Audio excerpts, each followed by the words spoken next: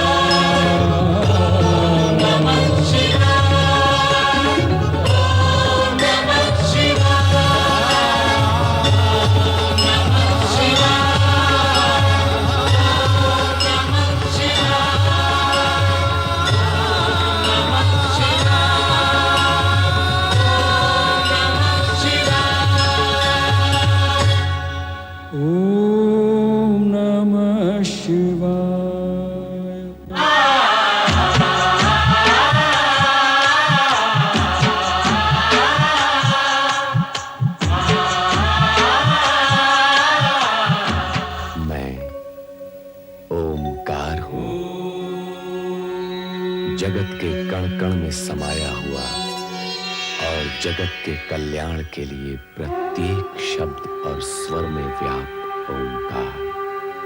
भोलेनाथ की जय जयकार के साथ बारात ने जैसे ही दक्ष महल में प्रवेश किया तो सती की बहनों और सखियों ने सती को छेड़ते हुए वर को श्रेष्ठ और सुंदर बताया। पर सदाशिव का पंचमुखी रूप देखकर चिंतित हुए दक्ष को दोबारा देवर्षि नारद ने उबारा। पुत्री को विदा करते समय कठोर और अहंकारी दक्ष भी दुखी हो गए। कैलाश पहुंचने पर शिवगण प्रसन्न होकर शिव सती की जय जयकार करते हैं और उधर दक्ष महल में पुत्री के लिए चिंतित प्रजापति दक्ष को नारद जी सती की कुशलता और प्रसन्नता का समाचार देते हैं। दक्ष प्रतिवाद करते हैं और शिव के प्रति अपशब्द बोलते हैं, पर नारद को शिव विरोधी शब्द सुनना स्वीकार नहीं। नारद उनके कक्ष से बाहर प्रस्थान करते हैं। नारायण नारायण नारायण। प्रणाम देवजी। प्रणाम भावजविरनी, प्रणाम। मुझसे क्या अपराध हुआ देवजी जो आप मुझसे मिले बिना ही लौट रहे थे? नारायण नारायण। दक्ष प्रजापति के वार्तालाप में इतना उलझ गया कि मुझे आपका ध्यान ही नहीं रहा। मुझे क्षमा करना भावज। देवजी, मुझे भी वो सब बताइए जो आपने अपने भ्राताश्री से कहा। अर्थात आपने हमारी कुछ कुछ बातें सुन ली हैं। कुछ कुछ सुन ली हैं, परंतु ये बताइए कौन सा शुभ संदेश लेकर आप उन्हें बताने आए थे?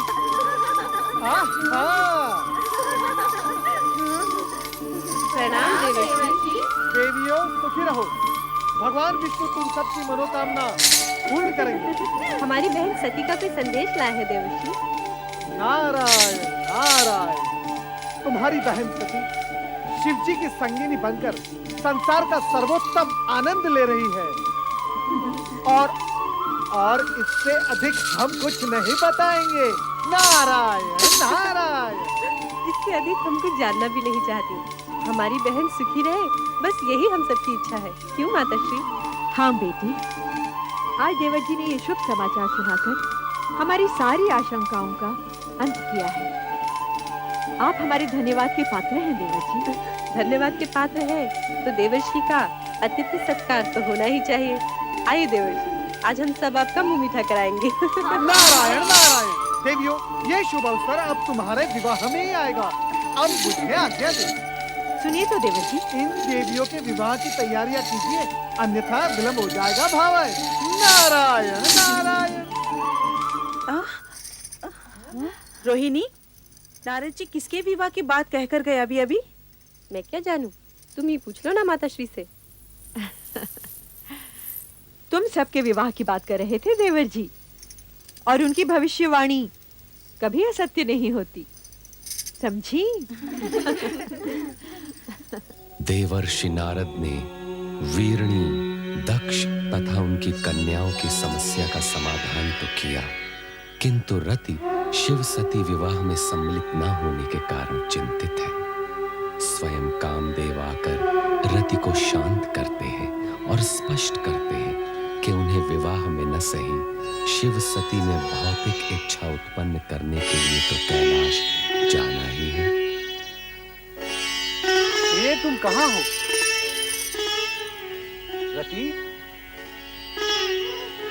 रति, तुम कहाँ हो प्रिय? रति, तुम कहाँ हो? रति, रति, तुम कहाँ हो? तुम कहाँ हो प्रिय? प्रिय, तुम कहाँ हो? अरे तुम यहाँ हो? क्या बात है रति? तुम मुझसे रुष्ट हो? अरे कुछ तो बोलो, तुम्हारा ये मौन मुझे व्यथित कर रहा है। हाँ, मैं आपसे रुष्ट हूँ। मेरी त्रुटि? शिव सती के शुभ विवाह पर स्वर्ग के सभी देवी देवता और अप्सराएं सम्मिलित हुई, किंतु ना आप गए ना ही मुझे जाने दिया। क्यों स्वामी? इसलिए कि हमें ऐसा ही आदेश था। किसका? परमपिता ब्रह्मा जी का। उन्होंने कहा था कि हमारी उपस्थिति की आवश्यकता शिव सती विवाह के पश्चात ही हो। इस बात से परमपिता का तात्पर्य? हमें ही अपने हाव भावों, संकेतों और पुष्प बाणों की वर्षा से शिव और सती में मिलन इच्छा जागृत करनी होगी। उन्हें दाम्पत्य धर्म के निर्वाह के लिए प्रेरित करना होगा।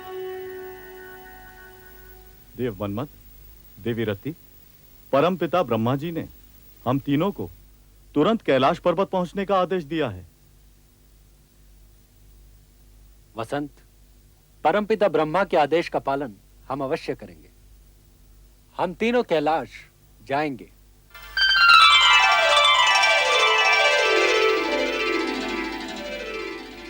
प्रिय, राजमहल का सुख भोगने वाली सती को कैलाश आकर प्रसन्नता हुई या नहीं? स्वामी, आपके चरणों में जो स्थान मिल गया है, इससे अधिक प्रसन्नता और क्या होगी?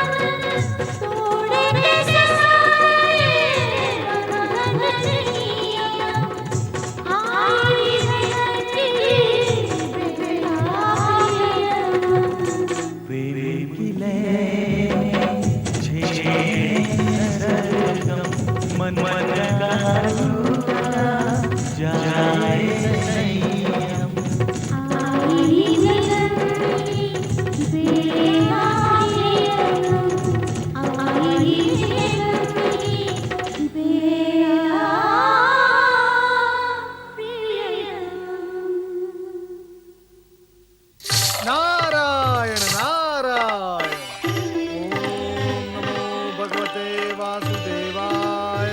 आओ नारद, आपने शिव सती के आनंद लीला के दर्शन किए अथवा नहीं? प्रभु, वो एक अद्भुत दृश्य था। उस आनंदमय रूप में अलौकिक नवदंपति को देखना स्वयं में एक विचित्र अनुभव था। तो क्या आप इस आनंद लीला का रहस्य समझे नारद? नारायण नारायण, मैं बाल ब्रह्मचारी भला इस गूढ़ रहस्य को कैसे समझ पाऊंगा? श्री हरि, आप इस पर तनिक प्रकाश डाले तो अच्छा होगा। यह प्रकृति और पुरुष का संगम है। इनकी यह आनंद लीला सृष्टि में नूतन घटनाओं का सृजन करेंगी। क्या इस सृजन का संबंध विष्णु प्रिय लक्ष्मी के आगमन से है? देखिए आगे क्या होता है। सत्य है प्रभु, सत्य है। भविष्य की बात तो भोलेनाथ ही जाने, परंतु श्रीहरि, आपके मन की बात कुछ कुछ मैं समझ गया हूं, परंतु शिव सती की लीला का रहस्य समझना निस्संदेह कठिन है। नारायण नारायण।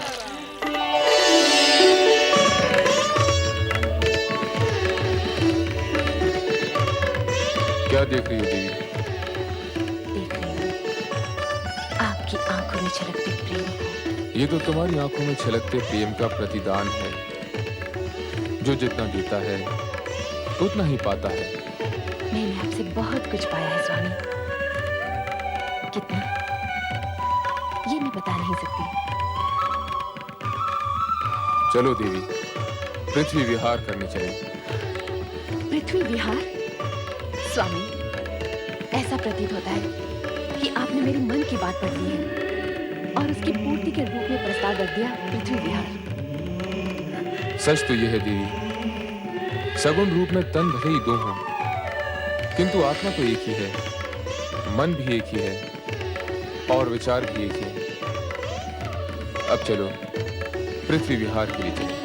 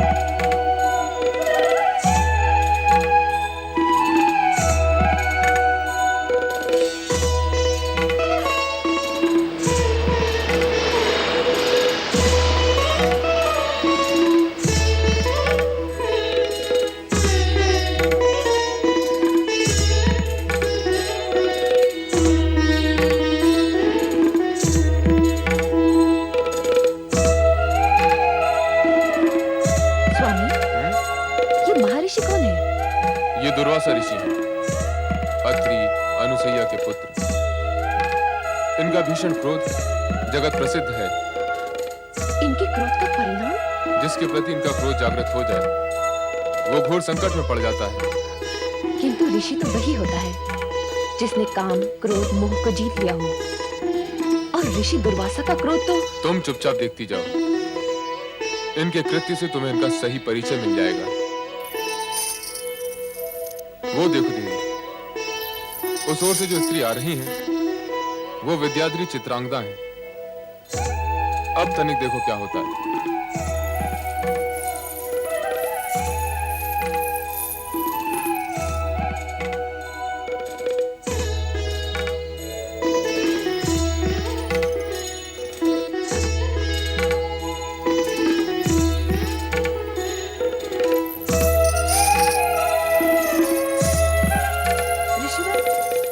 मेरा प्रणाम स्वीकार करें। तुम्हारा कल्याण हो। इस अकिंचन की ओर से ये श्रद्धा सुमन आपको अर्पित है, इन्हें स्वीकार करें।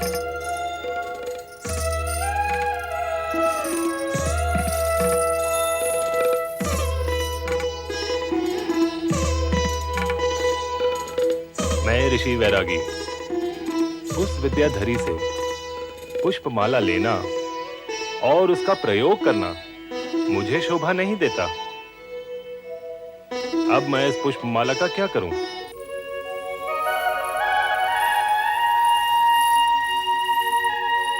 इंद्र। स्वामी, पृथ्वी भ्रमण का आनंद ही अनूठा है।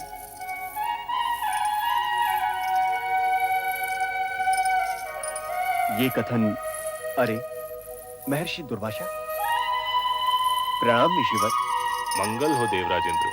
देवी शची, मैं तुम्हें एक भेंट देने का इच्छुक हूं, स्वीकार करोगे? ऋषिवर, आपकी दी हुई भेंट हम कैसे अस्वीकार कर सकते हैं?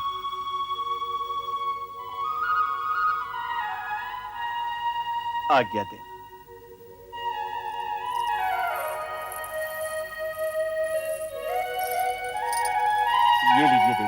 स्वामी, हम देव देवियां जो नंदन वन के पुष्प दान करने के आती हैं, ऐसी साधारण मालाएं हम पर कदापि शोभा नहीं देंगी। आपको ऋषि दुर्वासा की दी ये भेंट स्वीकार करनी ही नहीं थी। आप ठीक कहती हैं देवी।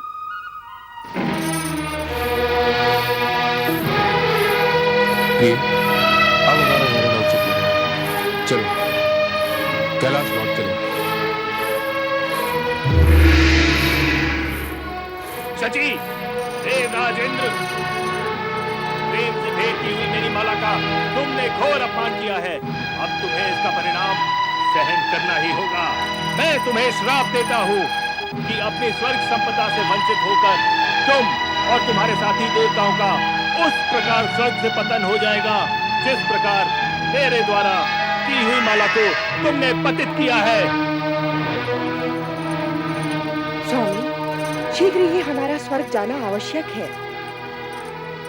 अहंकार वश ही सही, पर दुर्वासा द्वारा भेंट माला को फेंककर इंद्र और इंद्राणी ने जो अपराध किया, उसके परिणाम स्वरूप दोनों के आनंदपूर्ण भविष्य में अंधकार की कालिमा प्रवेश कर गई और स्वर्ग का संपूर्ण वातावरण हर्षोल्लास से वंचित हो गया।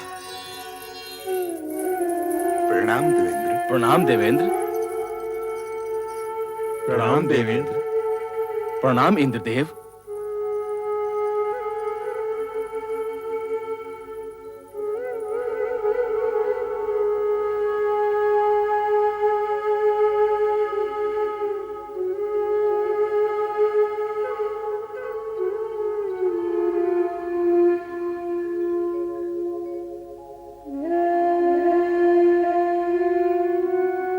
देवराज इंद्र, आपकी इस सुशोभित सभा में आज हम एक ऐसा दृश्य देख रहे हैं जो इससे पहले हमने कदापि नहीं देखा। उल्लास और विलास के स्थान पर आज आपके मुख पर विषाद की रेखाएं क्यों प्रतीत हो रही हैं?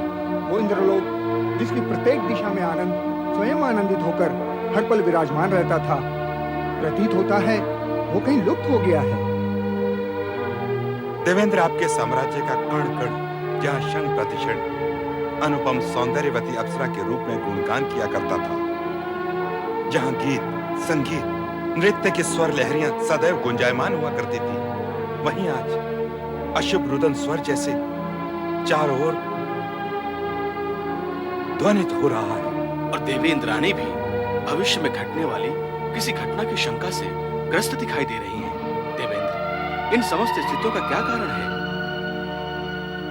देव, आपका ये मौन किसी अनिष्ट का संकेत दे रहा है। यदि आपने मौन व्रत धारण किया है तो हम सबके आग्रह से अपना ये व्रत त्याग दीजिए और हमें बताइए, इंद्रलोक में जो विपरीत परिस्थिति बन आई है, इसके मूल में क्या कारण है? आदरणीय मेघदेव, वरुण देव,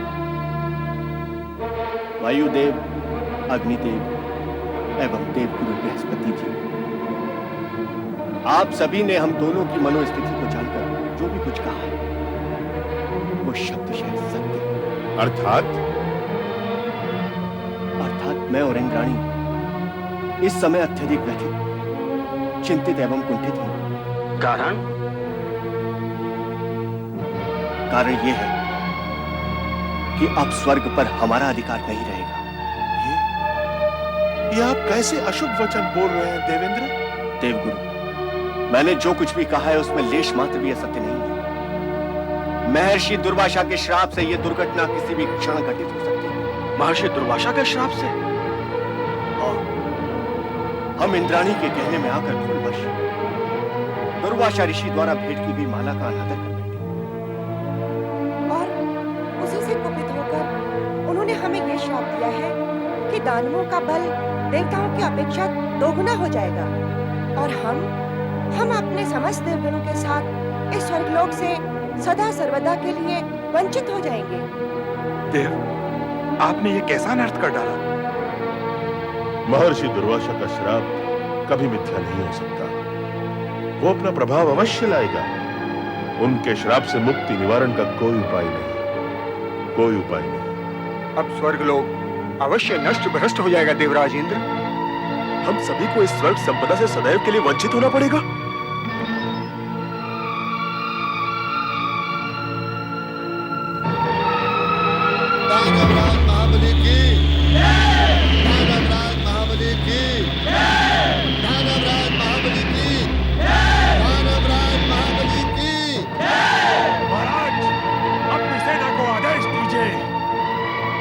वो देखिए सर, लगता है दुर्वासा ऋषि का श्राप फलित हो रहा है। सर्वनाश हो जाएगा, देवताओं का पतन हो जाएगा।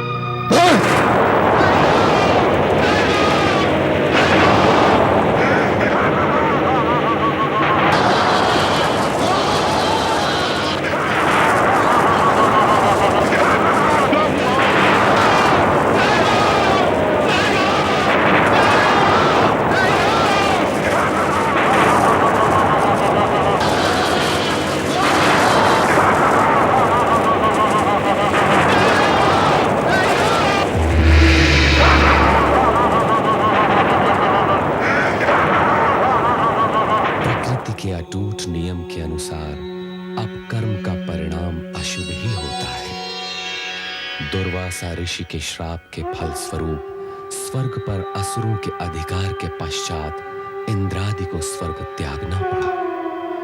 कैलाश पर इंद्र के इस अधोपतन से व्यथित सती शिव से इंद्र व स्वर्ग की रक्षा के लिए आग्रह करती है। इस भीषण समस्या का कोई तो समाधान होगा स्वामी। मुझे आश्चर्य हो रहा है, आप सब कुछ जानते हुए भी मौन रहे। आपने दुर्वासा ऋषि को रोकने का प्रयत्न भी नहीं किया।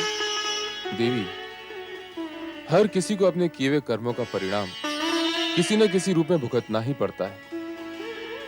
विधाता के विधान में हस्तक्षेप करना ब्रह्मा, विष्णु और महेश के लिए भी असंभव है। आप तो करुणा निधि हैं, भक्तों के उद्धारक हैं। देवताओं की भी आप पर अपार श्रद्धा और भक्ति है। उन्हें संकट से उबारना आपका परम कर्तव्य है। जब हमारे उन भक्तों को हमारे पास आने की प्रेरणा मिलेगी, तब हम अपना ये कर्तव्य अवश्य निभाएंगे। परंतु समय से पहले देवताओं को स्वर्ग सुख का अधिकार नहीं मिल सकता। असुराधिराज स्वर्गाधिपति महाराज बलि की जय। असुराधिराज स्वर्गाधिपति महाराज बलि की जय। महाराज बलि की जय। महाराज बलि की जय।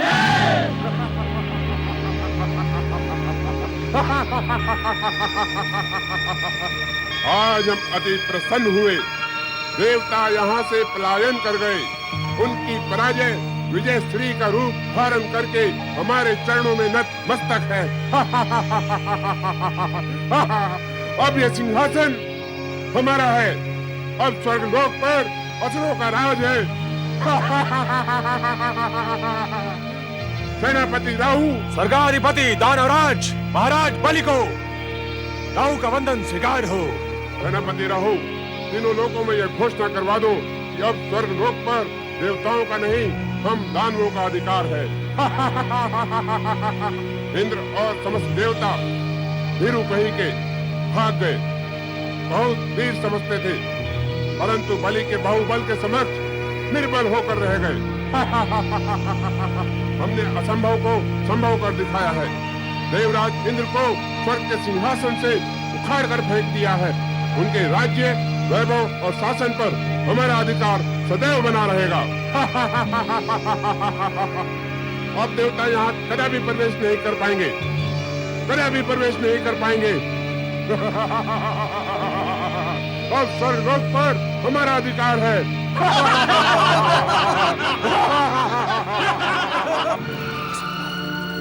असंभव! स्वर्ग से हमें अपदस्थ करना असंभव है। स्वर्ग हमारा है। इस स्वर्ग पर हमारा जन्म सिद्ध अधिकार है। असुरों की प्रकृति निरंकुश है। उन्हें नियमों में बांधना कठिन है। वो बलशाली भी है। उनकी आसुरी शक्तियों से जीतना हम देवताओं के लिए असंभव है। ऐसी बातें करके आप हमारे मनोबल को ना गिराइए वरुण देव। हम ब्रह्मदेव की शरण में इसीलिए आए हैं कि वो हमारा मार्गदर्शन करे और इस संकटकालीन स्थिति से हमें उबारे। पता नहीं देव ऋषि महाराज इस समय कहाँ होंगे।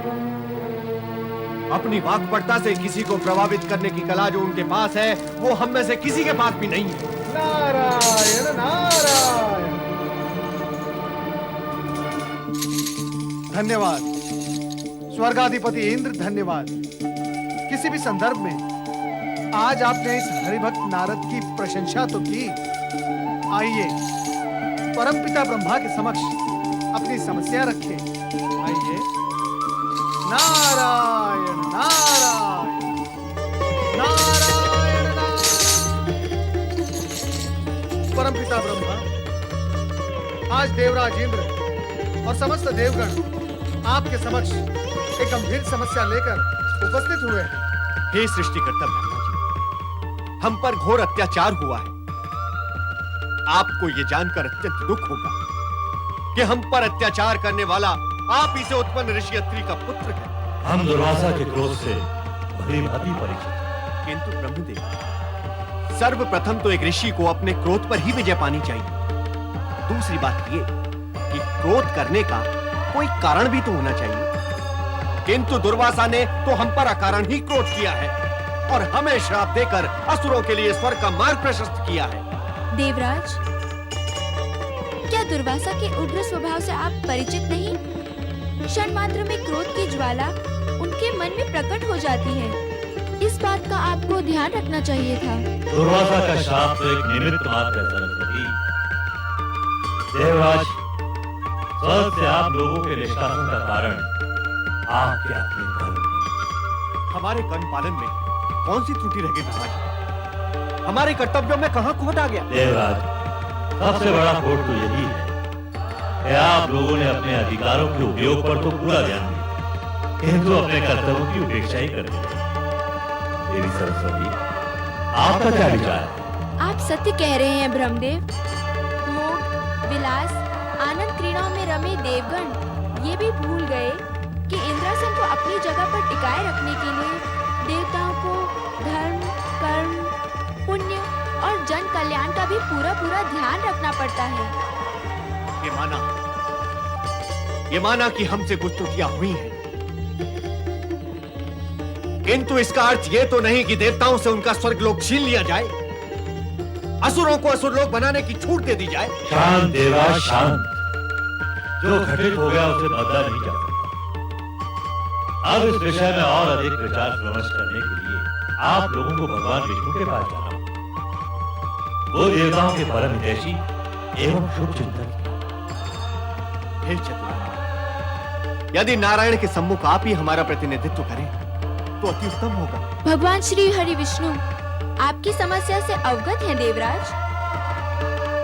आपको मार्गदर्शन मिल गया, किंतु उस पर चलना आप ही का काम।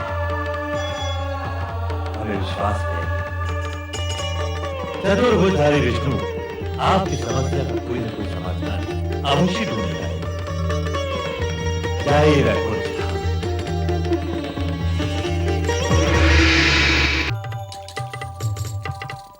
ओम नमो भगवते वासुदेवाय। नारायण नारायण। हे प्रभु, जगत के पालनहार, इन दुखी देवताओं का उद्धार कीजिए। हे तारनहार, आज तो अनर्थ ही हो गया। दुर्वासा ऋषि के श्राप के प्रभाव से देवताओं का स्वर्ग से निष्कासन और असुरों का शासन हो गया है, यही कहना है ना आपको? किंतु आपको, हम आपकी व्यथा से परिचित हैं। दुर्वासा का शाप एक ऐसी घटना चक्र का प्रवर्तन कर चुका है जिसे रोकना किसी के भी वश में नहीं। किंतु ब्रह्मा जी ने तो मार्गदर्शन दिया था कि पालनहार परमात्मा श्री हरि विष्णु ही देवताओं की सहायता कर सकते हैं। हे श्री हरि, आपने समय समय पर हर मनवंतर में देवताओं को संकट से बचाकर उनका उद्धार किया। हम तो बड़ी आशा लेकर आपके पास आए हैं प्रभु। देवगुरु बृहस्पति जी, यह सत्य है कि हम देवताओं के शुभ चिंतक हैं, किंतु प्रभु, आप त्रिदेवों में सृष्टि के पालनहार हैं। आप ये भली भांति जानते हैं कि सृष्टि के आरंभ से ही स्वर्ग पर देवताओं का अधिकार रहा है। असुरों ने तो अन्याय पूर्वक स्वर्ग में अनाधिकार प्रवेश किया है। उन्हें वहां से हटाकर देवताओं को न्याय दिलाना आप ही के वश में है श्री हरि, आप ही के वश में है। नहीं नहीं, यदि इस समस्या का कोई समाधान है तो वो देवाधिदेव शिव शंकर के ही पास हो सकता है। आप अपनी समस्या उन्हीं के समक्ष रखिए। धन्य है प्रभुओं की लीला। अब आपकी समस्या के समाधान के लिए देवगणों आपको कैलाश की ओर प्रस्थान करना होगा। पधारिए। नारायण नारायण।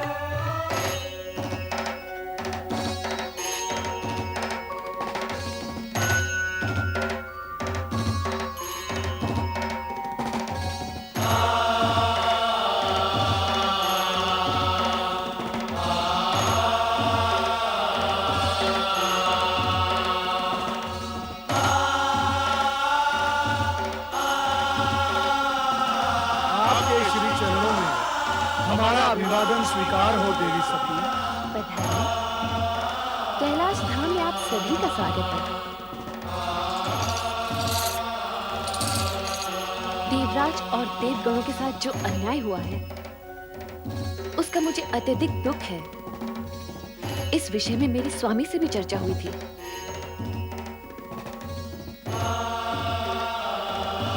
देवाधिदेव महादेव ने क्या कहा देवी सती? कहा तो कुछ नहीं, किंतु उनकी बातों से लगा आपके उद्धार हेतु उनके पास कोई न कोई उपाय अवश्य है। त्रिभुवनपति महादेव शिव शंकर की जय। हर हर हर महादेव। हर हर हर महादेव। हर हर हर महादेव।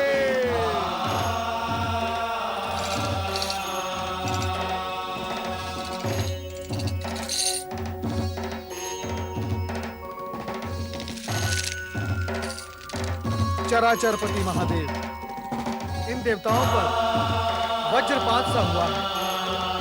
अपने ही निवास से निष्कासित दिनहीन भटकते हुए श्री हरि के आदेशानुसार आपके पास बड़ी आशा लेकर आए हैं। प्रिय नारद, जो भी घट रहा है नया नहीं है। अच्छाई और बुराई का संघर्ष तो सदा ही चलता रहा है। कभी अच्छाई का पलड़ा भारी तो कभी बुराई का। किंतु सदाशिव, हमने किसी का क्या बुरा किया था कि क्रोध में ऋषि दुर्वासा ने इतना बड़ा श्राप दे दिया? हम देवों के साथ इतना बड़ा अन्याय। जो अन्याय आपके साथ हुआ है वो कभी असुरों के साथ भी हुआ था।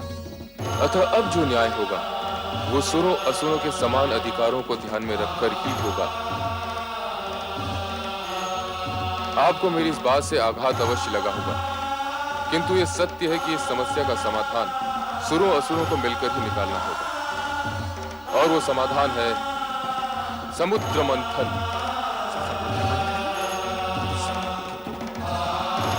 भयभीत होने की आवश्यकता नहीं।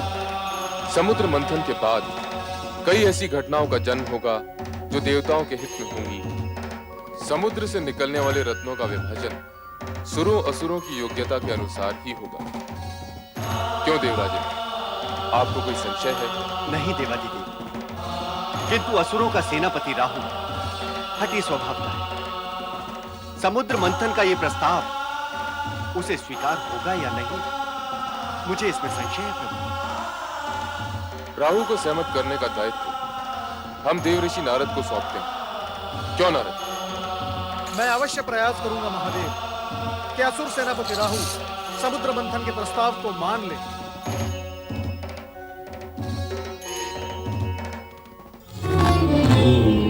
नमः शिवाय। ओम नमः शिवाय। ओम नमः शिवाय। ओम नमः शिवाय। ओम नमः शिवाय। ओम नमः शिवाय। ओम नमः शिवाय।